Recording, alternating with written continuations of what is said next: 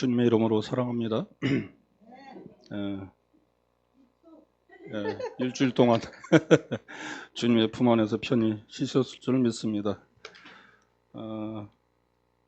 오늘 첫 강의가 16강 영적 전쟁의 영적 원리에 대해서 나누고자 하는데, 앞장에 이제 전신갑주를 있어요. 전신갑주가 있는데, 제가 아침에 묵상하면서 가만히 생각하니까 첫 강 1강을 돌파하지 못하면 24강이 별로 의미가 없어요.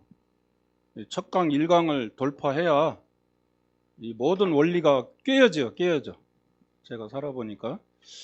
그래서 선악과의 저주가 무엇인지 확실히 우리가 알고, 여기 나눔에서도 우리가 서로 부딪히지 않고, 서로 얼굴 보면 붉히지 않고 사랑스럽게 웃으면서 인사하고 반갑게, 이런 모습들이 나올 수가 있더라고요. 그래서 선악과의 저주를 확실히 우리가 깨우치고 마음을 다스리지 않으면 이 영적 전쟁에서 우리는 늘 패배할 수밖에 없더라고요.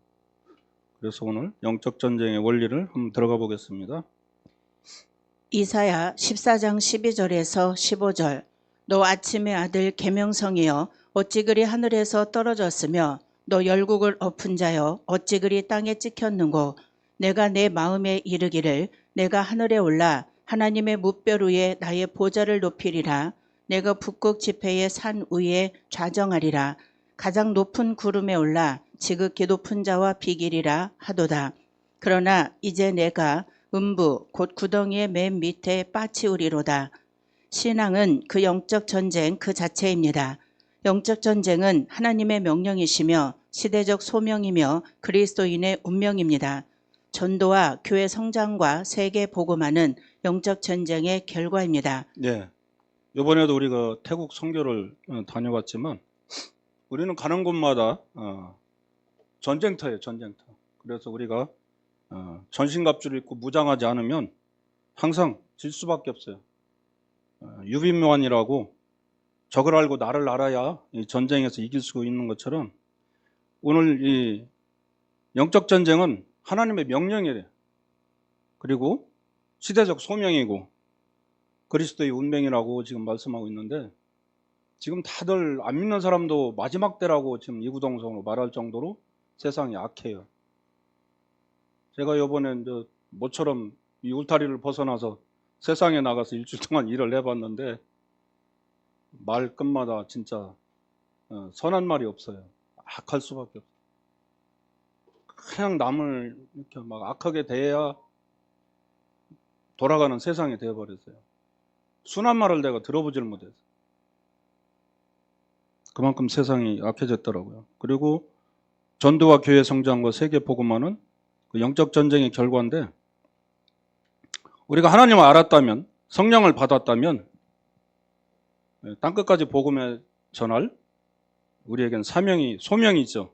그래서 이 천국 복음이 모든 민족에게 전파되어야 예수님이 다시 오신다고 했기 때문에 이 영적 전쟁은 우리가 죽는 날까지, 주님 오실 때까지 해야 될 줄로 믿습니다.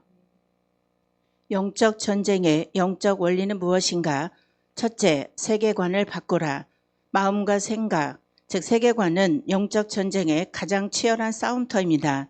하나님의 세계와 인간의 세계만 말하는 기능적 이신론에서 탈피하여 중간 세계, 즉 천사와 사탄의 영적 세계가 존재한다는 세계관으로 무장되어야 영적 전쟁이 가능합니다. 네. 근데 이 영적 전쟁은 아주 단순해요. 예수님이 이 땅에서 보여준 건 뭐냐면 순종밖에 없어요. 사단은 늘 우리를 쓰러뜨리려고 우는 사자와 같이 집어삼키려고 하지만, 말씀의 씨가 내 안에 있으면 이길 수가 있어요. 근데 그것이 없으면 늘 마음이 흔들려. 그래서 이리 끌려다니고 저리 끌려다니고 뭐가 옳은지를 모르는 거죠. 그래서 흔들리게 되는데, 하나님과의 인격적인 만남이 없으면 믿음의 관계가 안 돼요. 하나님과 나의 관계가 정립이 돼야지 이 믿음이 흔들리지 않아요. 근데 그 관계가 안 돼 있으면 늘 흔들릴 수밖에 없어. 왜? 믿음이 없으니까. 하나님에 대한 신뢰가 없으니까. 갈 수가 없는 거예요. 그래서 이 전쟁에서 이길 수가 없는 겁니다. 다음.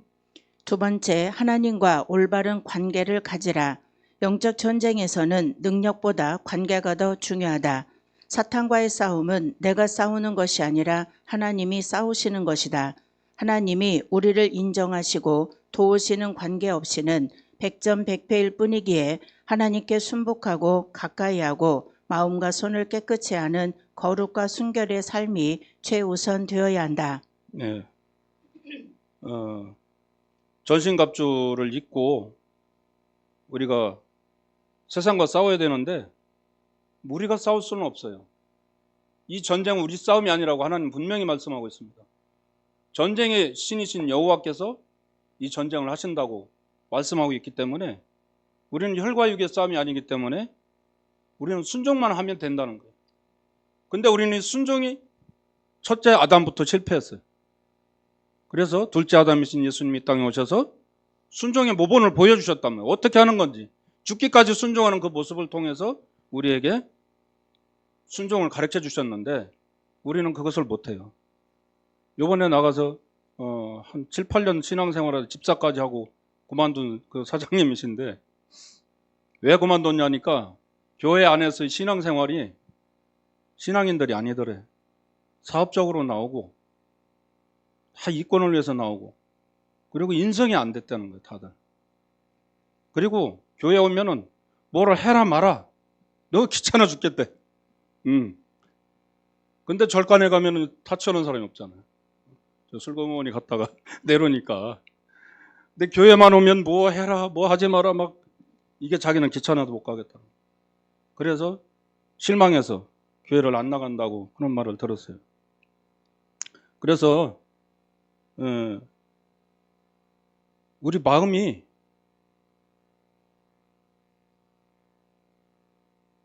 미움을 버리고 용서하고 하나님 뜻에 따라 전신갑주를 입고 주님과 연합할 때 승리하는 삶을 살 수가 있다는 것입니다. 그래서 하나님 중심으로 단순화해야 돼요.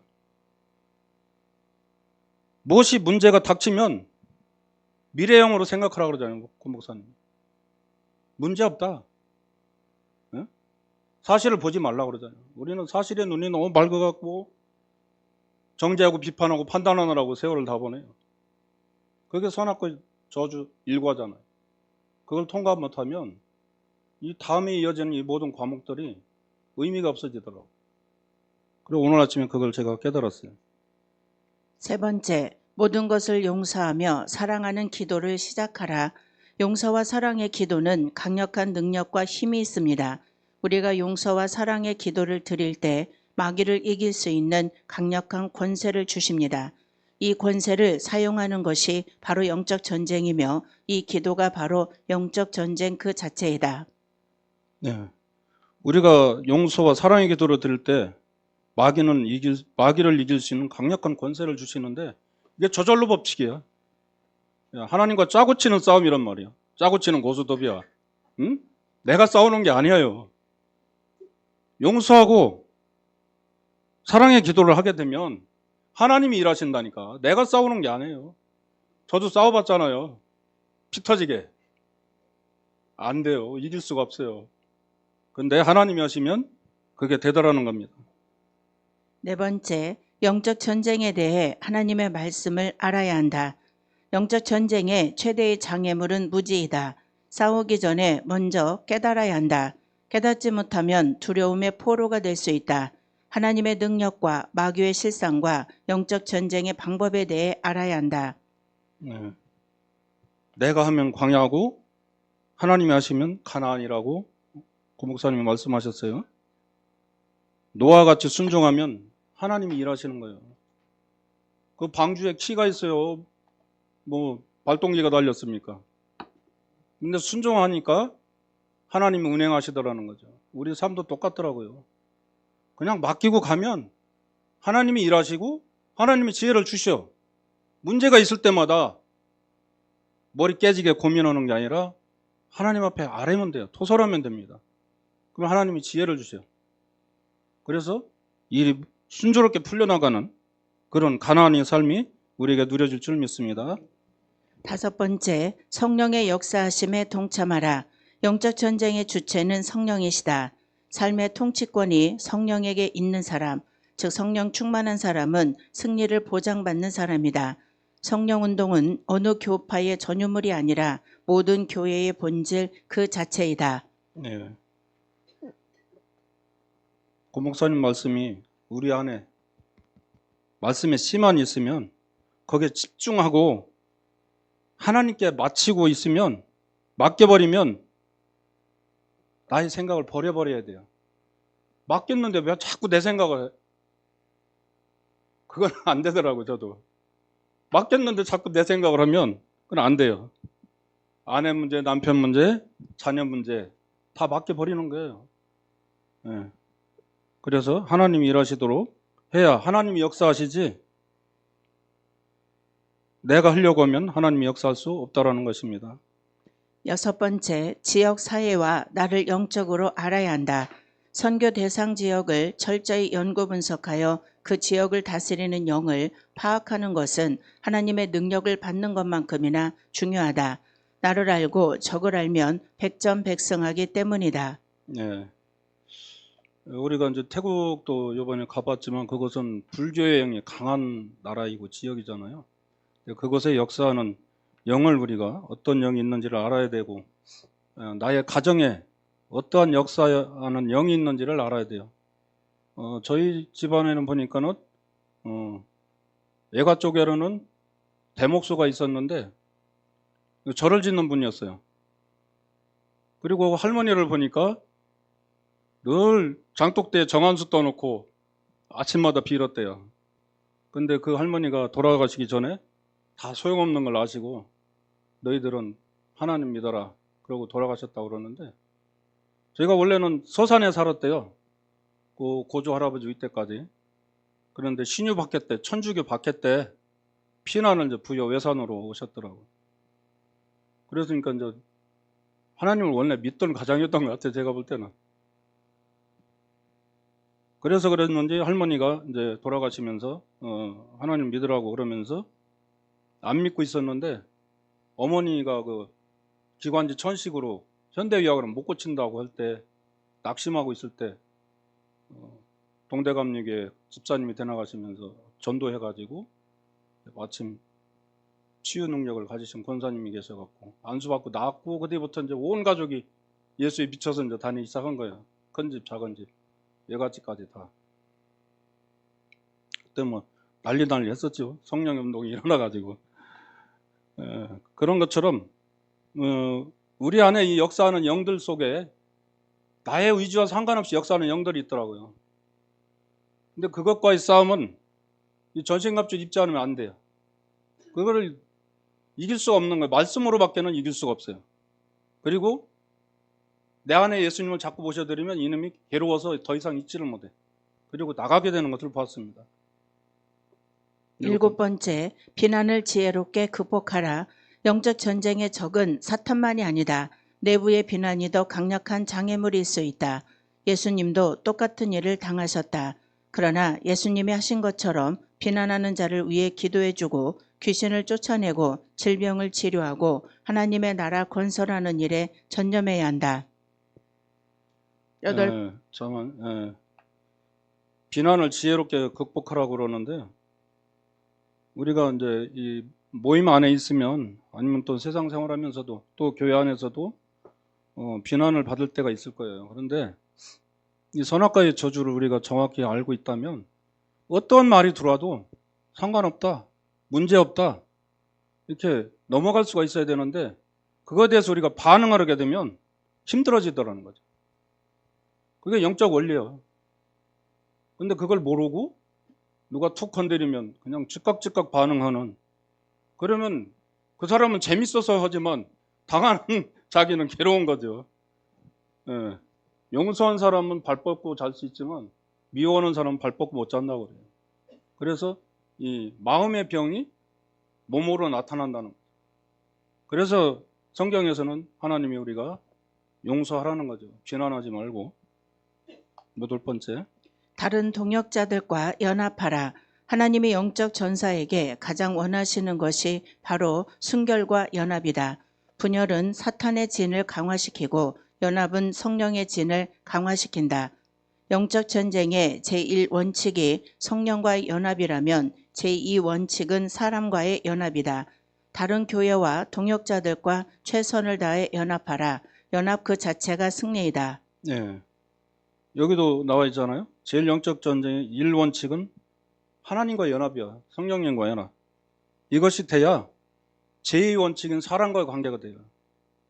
예수님의 마음을 품어야 하나님과 나의 관계처럼 모든 것이 평강을 유지할 수가 있는 거죠. 그렇지 않으면 그게 안 되더라고요. 그래서 동역자들과의 연합 관계도 우리가 중요한 것이죠. 서로 사랑하고 기도로 연합하면 승리할 수가 있는데 서로 분열하고 비판하고 비방하면 모래성처럼 무너질 수밖에 없어요. 어느 단체가 됐든 가정이 됐든 상관없어요. 분열은 멸망의 선봉장이 될 수밖에 없습니다. 그래서 동역자들과 우리는 연합해야 되고 지인을 이루어서 나팔을 불면 뭐 캄보디아 아니라 더한 중국이라도 우리는 북한이라도 가야 되는 그런 군사로서 우리는 뭉쳐야 될 것으로 믿고 있습니다. 9번째, 성서적 균형을 유지하라. 극단주의는 항상 실패를 부른다. 귀신의 역사를 무시하는 것만큼이나 모든 것을 귀신의 역사로 단정하는 것도 패배로 이끄는 함정이다. 성경과 성령의 그리고 교회와의 조화를 추구하라. 네. 하나님을 신뢰하고 예수님이 나의 구원자임을 믿고 신뢰하고 여기고 드리고 순종하면 하나님의 관계가 친밀해지고 에녹과 같이 동행할 수 있다는 겁니다.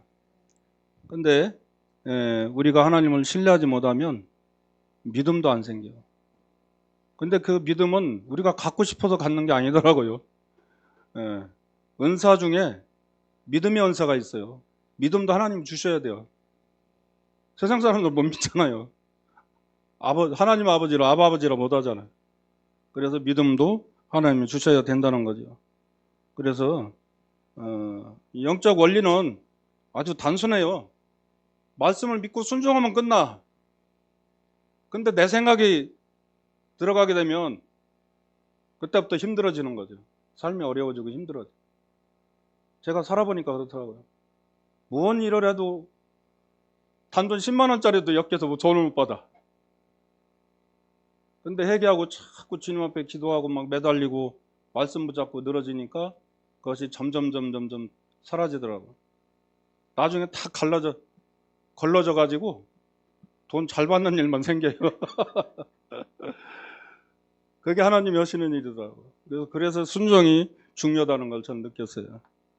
감사합니다.